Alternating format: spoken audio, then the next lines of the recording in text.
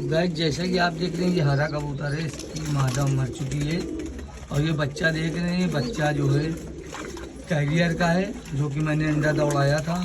तो भाई इसकी माँ अब नहीं रही, तो बाप इसकी देख रेख कर रहे हैं, देख सकते हैं आप। और ये देखिए 2 बच्चे ऊपर निकले हैं कलपोटिए के, जो कि बहुत छोटे हैं अभी।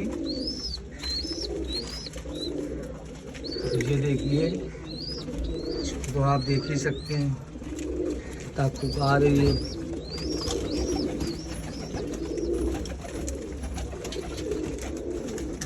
वीडियो समाप्त करते हैं।